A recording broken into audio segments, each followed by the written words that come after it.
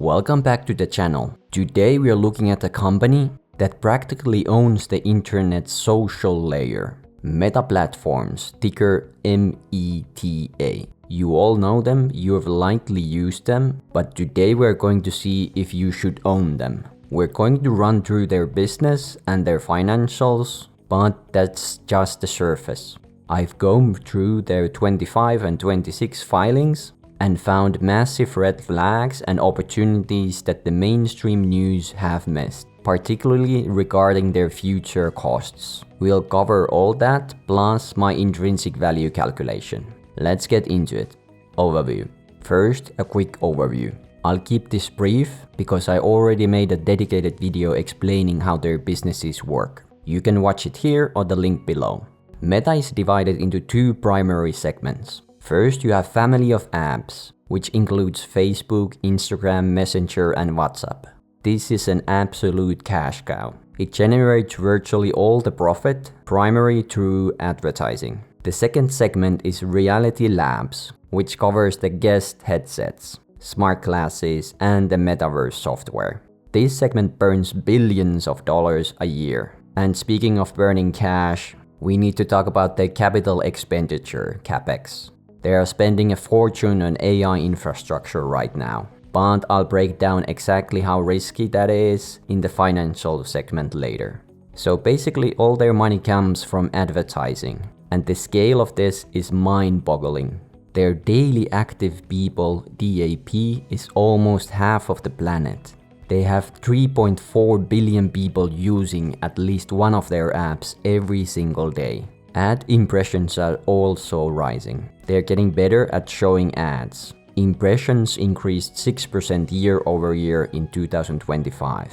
Geographically, they are a global company, but the family average revenue per person tells the real story. In the US and Canada, they make about $74 per person. Compare that to the global average of just around $12. This means their financial health is still heavily tied on the North American consumer. Competition is fierce for attention. So let's look at the scoreboard for daily usage. Meta's ecosystem has Facebook that has nearly 2.1 billion daily active users, and WhatsApp is also over 2 billion. Then there's the rivals, with the biggest being TikTok, at least for time spent, with roughly 1.6 billion monthly active users globally. YouTube Shorts, a massive scale, 2+ billion monthly logged in users, though its algorithm still feels less sticky than TikTok and Reels, at least to me. Snapchat sits around 440 million daily active users. X, or formerly Twitter, has approximately 250 million daily active users. And Telegram with over 900 million monthly active users. Currently, Meta still holds a massive chunk of the digital ad market, second only to Google. While apps like Telegram and Discord fragment the messaging space, and TikTok fights for your entertainment time, no one else has built a single advertising engine that spawns 4 different multi-billion user apps like Meta has. But now, let's move on to the financials. Let's get into the numbers. As of Feb 26, Meta is trading with the market cap of approximately 1.6 trillion. Their adjusted trailing PE ratio sits around 28 and the forward around 21, which sounds quite cheap for the mode and growth numbers we will get to soon.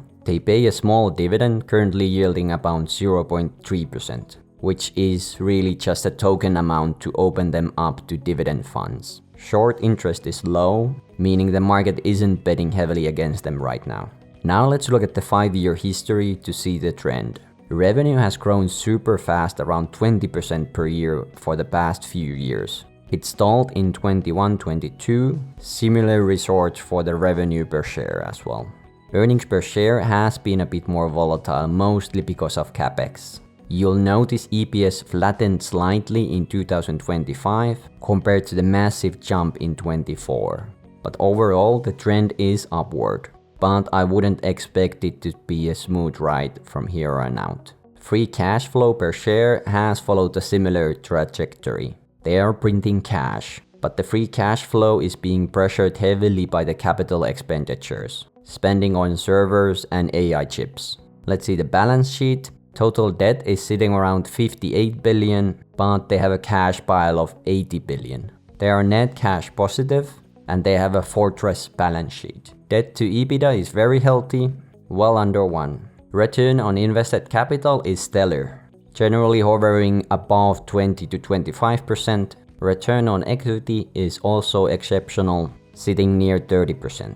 These numbers tell us management is incredibly efficient at turning capital into profit. Now the main interest in the financials is CapEx. And not just all CapEx, but let's focus a little bit more on the AI CapEx. Here is their capital expenditures over the last 5 years. It's wild to see how much they have increased it in such a short time. 21 they spent roughly 19 billion. Year later they increased it almost 70%. And 25 blew the doors off. They are spending nearly 70 billion in a single year. This is a huge concern among the investors, that this may be the next Metaverse 2.0. Just massive, dumb spending with no ROI. But I disagree. When they poured billions into Metaverse, they were trying to build a new house on an island that nobody lived on yet. If people didn't show up, that investment was worthless. This AI spending is different. They are buying massive amount of compute, although mostly Nvidia GPUs. Even if the super intelligent AI dream doesn't happen, these servers aren't useless. They can immediately be repurposed to train better ad algorithms, improve reel recommendations, and automate ad copy for businesses. The floor for this investment is better, more profitable ads, whereas the floor for Metaverse investment was 0. So even though I hated their capex on Metaverse, I'm still in favor of their AI capex. We know that there's gonna be a return. The only debate is exactly how high or low the ROI will be. Now let's move on to the future. Now this is the most important part. I read through their latest 10K and the Q4 25 earnings transcripts. And there is a story here that is a mix of terrifying expense and massive potential. The good side of the story is AI. Meta has effectively deployed AI to fix ad targeting problems they had few years ago. Their AI recommendations on Instagram and Facebook are driving time spent up, which equals more ad slots. They are also releasing open source AI models like Llama, which makes them the standard setter for the industry. If they become the Android of AI, the ecosystem lock-in will be invaluable. However, here's the bad that I found buried in the risk factors. And to understand it, you have to know a dirty little secret of the tech industry. Over the last few years, companies like Google, Amazon, and Microsoft have quietly bettered their profits by extending the accounting lifespan of their servers from around 3 years up to 6 years. Meta did this too, extending their server life to 5.5 years in 2025. Usually, this trick lowers expenses. To be fair, the hardware might actually be more durable than before. But I'd wager the truth is a mix of better engineering and convenient accounting. But here's the massive red flag in the recent filings. Despite using accounting trick to smooth things over, Meta explicitly flagged a sharp acceleration in depreciation expense growth for 2026. This means that the sheer mountain of AI chips they bought in 24 and 25 is so huge that it is crashing through those accounting defenses. Starting in 26, the bill for those billions in servers comes due. This depreciation wall is going to mechanically suppress their reporting profits, EPS, for the next 2 to 3 years. Even if the revenue grows, and most retail investors staring at the top line growth are completely missing it. While these large costs might spook the market, it is important to note that these expenses have already been occurred. Furthermore, there's a specific note about sovereign AI and regulatory fragmentation. The EU is making it harder and harder for Meta to use European users' data to train their AI models. If Meta splits their product, one powerful AI version for the US and a dumb version for Europe, their global network effects weaken. The 10K explicitly warns that they might have to withhold future multimodal AI models from EU entirely.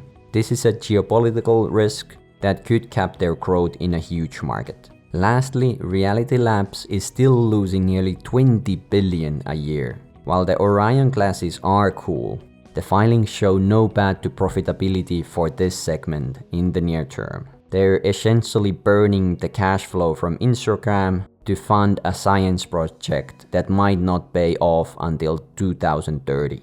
Now let's move on to the intrinsic value. So let's figure out what this company is actually worth. This is going to be a bit tricky because, as we discussed, their massive AI spending is going to distort their earnings per share in the short term. The depreciation from all these billions in servers will artificially depress their reported profits for a few years, only for those profits to likely explode upward once the spending cycle slows down.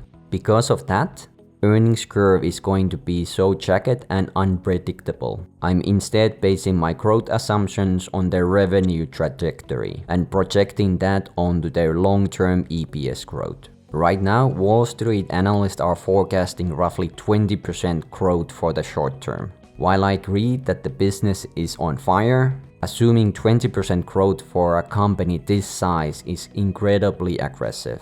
When you're already doing hundreds of billions in revenue, the law of large numbers eventually kicks in. It just gets harder to find the next billion. So to build in a large margin of safety, I'm going to be more conservative and assume 14% growth rates for the next 5 years. This gives them credit for the AI boom, but doesn't require everything to go perfectly to hit our target. After those 5 years, I'm dropping the growth rate down to 8% for the terminal phase. The reasoning here is that by 2031, Meta will be a fully mature giant. They won't be doubling in size every few years anymore, but they will still have a massive pricing power and likely high margin AI business. And 8% growth rate is a solid mature tech pace. Significantly faster than inflation or GDP, but realistic for a company that has saturated the market. For my discount rate or the return I demand for taking the risk of owning stocks, I'm sticking with my standard 12%. Now we need to decide on the exit multiple, or the PE ratio we think the stock will trade at in 10 years. Over the last decade, Meta has been all over the place. In the last 10 years, during peak fear, it traded as low as 12 times earnings. During peak hype, it hit 33.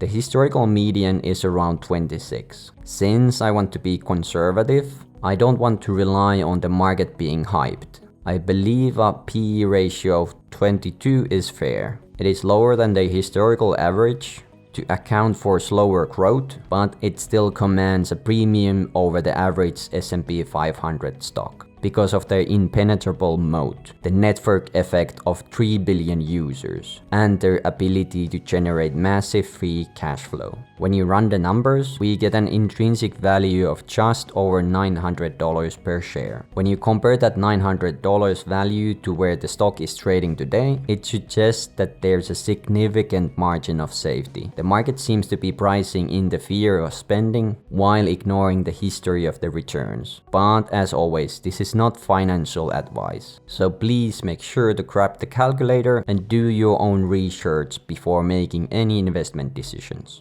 So we have a company spending nearly 70 billion in a year on infrastructure that will artificially crush reported earnings for the next few years. They have regulators in Europe breathing down their necks, and they are still burning cash on metaverse. On the other hand, they have a fortress balance sheet, a monopoly on attention with 3.4 billion daily users, and a core ad business that is virtually impossible to replicate. we got an intrinsic value of over $900. You would be essentially buying a cash printing machine at a discount and getting the AI lottery ticket for free. The market is pricing in the fear of the spending, but history shows that betting against Mark Zuckerberg's ability to monetize attention is usually a losing trade. Similarly, when Apple banned Facebook from their playground. My ultimate view is that Meta is a buy. I do already own Meta, but I plan to add a little bit more to this position.